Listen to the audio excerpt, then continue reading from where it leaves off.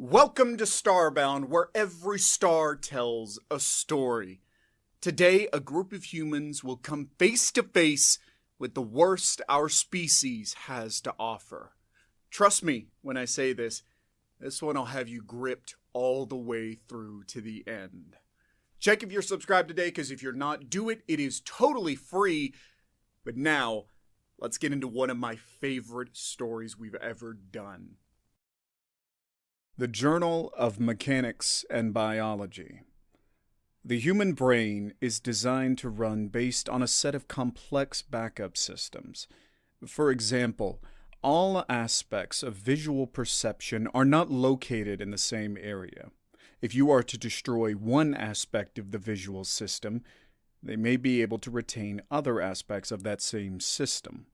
For this reason, it is rather difficult to fully remove the functioning of a single sensory aspect by damaging cortical tissue. However, due to the complexity of these backup systems within the human brain, the slightest malfunction can also cause a mass ripple effect throughout the entire brain. An imbalance in the neurotransmission chemicals can cause system-wide catastrophic failure, which can lead to any number of problems including depression, anxiety, schizophrenia, etc. Additionally, improper neural connections can also cause ripple effects in behavior. A defective connection between the prefrontal cortex and the amygdala is, perhaps, one of the most unsettling. Though we know little about the subject, human studies have connected this to antisocial personality, which can be further broken down into sociopathy and psychopathy. Specifically focusing on psychopathy, we find that a disconnect between the frontal lobe and the amygdala demonstrates a lack of empathy and the absence of fear. A human psychopath often participates in extremely risky and criminal activity because they feel no fear, worry, or guilt, sensations which keep normal humans within the bounds of their social law. While many psychopaths do not become violent and prefer to work high-risk business jobs, when they do get a taste of criminality, the results can be catastrophic. With a lack of fear and empathy, a human psychopath may see no issue with violent crimes against his own species. As far as we know, there is no reasonable way to detect a human psychopath on short notice, but those who have had experience have indicated that, because of their heightened animalistic instincts, another human may feel uneasy when confronted with one. Though this way of telling is not always accurate, it should be taken under advisement that if a number of humans are uneasy around one of their own species, then it's best to stay clear. Krill stood silently next to Captain Veer as the ship's cargo ramp was lowered towards the dusty ground below. A cloud of red dust plumed into the air before dispersing to show a wide expanse of flat, red rock broken only distantly by the occasional hill and a windswept concrete structure surrounded on all sides by security fences and posted with guards. Just below them, a dusty red jeep, a human vehicle, sat, sides covered in a thick layering of red dust. "Remind me again why we would take on such a risky mission?" Krill asked quietly, glancing nervously at the group of 4 guards and 1 prisoner standing quietly outside the vehicle. Captain Veer gave a short laugh, and with a clank he took his first step forward onto the cargo ramp, prosthetic foot clattering against the metal before him. "It can't be that risky. It's just a prisoner transport." Krill clattered onto the ramp after him, making sure to stay behind the safety of the captain's larger form. The captain muttered, "Besides, no one else is willing to risk dealing with a human prisoner, so the Galactic Assembly contacted us personally." Krill didn't very much like that explanation, but then again, when didn't he? Whenever the humans started doing some weird stuff, but as always, he knew resistance was futile and gave up trying to understand it. As they made their way to the bottom of the ramp, the captain showed no such worry, making his way straight up to the group of guards as a few of the crew members clattered down the stairs behind them. As was ordered by the Galactic Assembly, the human prisoner was bound with the proper human restraints, including ankle chains, wrist manacles, and a belly chain, all connected together to reduce his movement. Additionally, his mouth and nose were covered by a clear plastic spit shield. The human didn't appear worried or agitated in the slightest. In fact, his posture was rather relaxed as he waited in the scorching desert sun.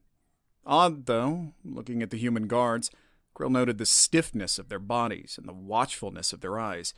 They were clearly agitated, while the prisoner was not. Krill didn't see why. The human was perfectly calm. Captain Veer ignored the signs as well, making his way to the guard in charge to exchange a few words before the man handed over a cream-colored file. The captain appeared perplexed by something the man said, but brushed it off a moment later and motioned the group of men towards the ship. The guards complied and marched the prisoner up the ramp and into the cargo bay. Krill followed Captain Veer on their way back up, pleased to be out of the heat, which had already drained much of his energy. "We leave him in your capable hands. Just remember what I told you, and you should have no problems." Captain Veer gave a short nod, and the man backed out of the cargo bay. As soon as he did so, Krill noted the man's posture straighten, as if a heavy weight had been lifted off his shoulders. By the look on his face, you would have thought he had just returned from battle. Captain Veer barked an order, and the ramp gave a metallic hiss, closing behind them, finally blocking the oppressive heat radiating inwards from the desert moon. Captain Veer turned just then, giving off a sharp hiss of surprise. Krill turned and paused to find that the other human, the prisoner, had moved silently forward so the two men were nose to nose. The entire cargo bay had gone quiet, and Krill watched in confusion as all the blood drained from the captain's face. The prisoner gave a chuckle and stepped back, a wide smile visible through the spit shield. The white was replaced suddenly by a wash of red, and the captain stepped forward again, right into the prisoner's space. Krill stepped back in shock. He had never seen such primitively overt manifestations of dominance from the captain. Whatever just happened had caused an almost primal reaction. "Threaten me again and that chain goes around your neck!" The captain hissed, looming a good 2 inches over the prisoner. Despite the show of dominance, the prisoner remained smiling, posture relaxed. There was no fear in his eyes. Despite this, the captain stood his ground as the man was dragged towards the brig by a group of 4 other humans. As soon as the man left the room, the captain's face drained again, and he stepped back, looking almost sick. One hand moved to rub the opposite arm. That hand was shaking. Krill stepped forward. "Captain, are you all right?" The man gave a confused shake of his head. "Yeah, I think so. I don't know, that man just... he makes my skin crawl." Krill glanced down at the captain's dermal layer, but found nothing untoward. The captain must have noticed. "A figure of speech, Krill. He bothers me. The look in his eyes." As it turned out, the captain wasn't the only one to be so affected. Other members of the crew reported similar, though varying levels of uneasiness. Krill found the idea both fascinating and chilling. What about such a diminutive human could create such a visceral reaction in the crew? While the captain had responded to the man with increased dominance, a few of the other humans refused to be in the same room with him. Others left his presence shaking, and one or more of the other crew members demanded that the captain release him immediately for someone else to take care of. Now, the captain looked inclined to agree. He was forced to admit there were no other options. Krill tried to understand it, but the answers he received were mostly the same.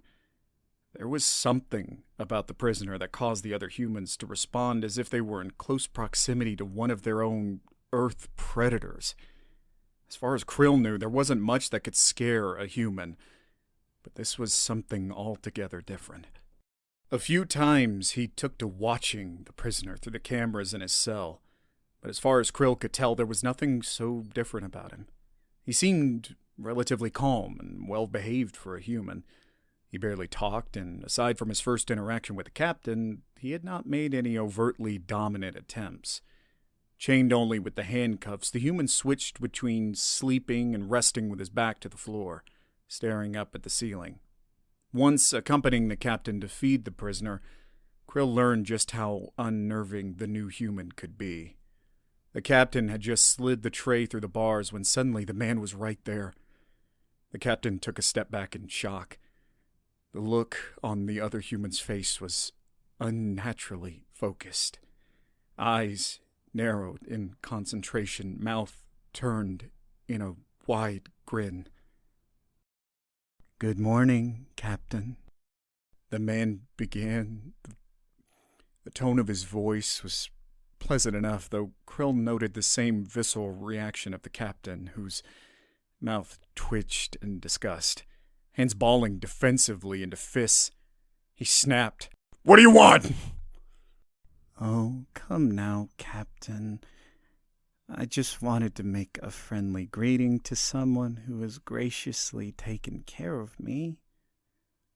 Krill watched as the man eyed the captain up and down, expression almost hungry as he did so. "You can take your thanks and shove 'em up your ass," the captain growled. The man frowned and answered, "Such an aversion to someone you know nothing about." "I know you're a psycho. I don't need a degree to tell you that.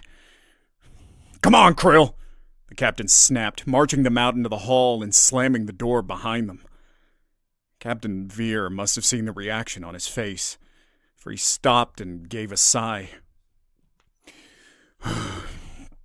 "Sometimes, people just make you feel wrong. It's like evil becomes a physical sensation, crawling around inside you like a bucket of maggots." Krill shook his head in disgust. No wonder they were so averse to the stranger. Veer sighed. "I read the man's file about a day ago. Should have never agreed to this mission. Wouldn't have if I had known what he'd done." "And what did he do?" The captain eyed Krill for a long moment before sighing. "You know, humans are a very aggressive race. We are a species of extremes, and while there is good, there is evil. And that man broke one of the two greatest taboos in human society." "And what are those?" Krill asked nervously. With how many over-the-top things he saw the humans do and the words they had for other things like genocide, regicide, and other very unpleasant things, he couldn't think of anything worse than that. "The two are cannibalism and incest." Krill gave a little squeak of horror upon hearing the definition of the two words. He even gave a little step back from the captain, horrified that a species could be capable of such behavior. The captain held out a hand.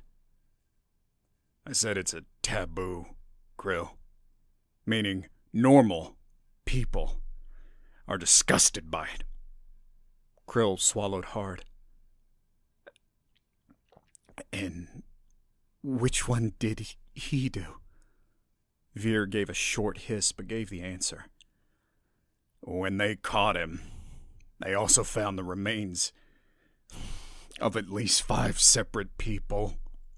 When they couldn't find the rest, he admitted to cooking them up and eating them.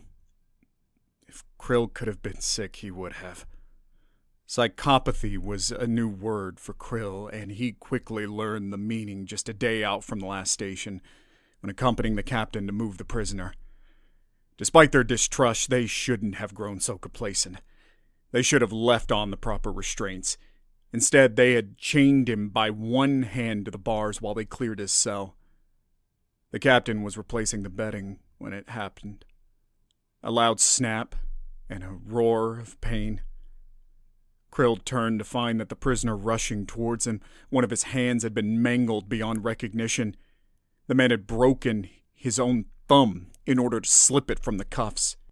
Krill was knocked out of the way, thrown violently against the wall, where he lay dazed and confused. The thing that had knocked him aside barreled past and slammed into the prisoner. The captain and the prisoner were tossed to the ground in a heap of thrashing limbs and fists. Krill curled back in terror. The captain gave a scream, and Krill turned away, mortified, as the prisoner came up for air, grin dripping with blood. More solid, striking noises, a desperate fight. Krill peered out from behind his cowering limbs just in time to see the captain demonstrate a human phenomenon he had heard about but never seen. He lifted the prisoner from his chest and hurled him back. So powerful was the throw that the other man slammed into the wall feet away. He was up in seconds, pinning the man back against the wall. His teeth snapped inches from his neck. Krill could hear voices from the other side of the door, but it was too late. The captain had already made his decision. The knife appeared in his hand a moment later. Krill had never seen a human fight before, much less death. But he watched the knife vanish and then reappear covered in blood. First once, and then twice, and then 3 times. Blood gurgled from the prisoner's mouth in a sputtering laugh. He collapsed to the floor, and the captain staggered away, hands covered in blood. He eyed the corpse long after the heart had failed. The door was thrown open moments later. Men rushed in. They moved towards the captain and the fallen corpse. Trying to get close, the captain jerked away, hands over his face, slowly backing away from the other humans. He backed over to the wall next to Krill and slid down. His face was pale, eyes wide, nothing like his attacker. His skin appeared clammy and cold. A lot of species are afraid of humans, but oddly enough, Krill knew the truth. Humans weren't scary in general. They were protective and aggressive, but they were honest and friendly. Humans were made to adapt well in social environments. They were good companions to have. Humans that couldn't perform socially were immediately ostracized and rejected by other humans. This is why psychopathy is so profoundly disturbing. The intentional rejection of proper social action makes other humans uncomfortable and even aggressive. It's a primitive response, but useful when you want to know who is and is not dangerous.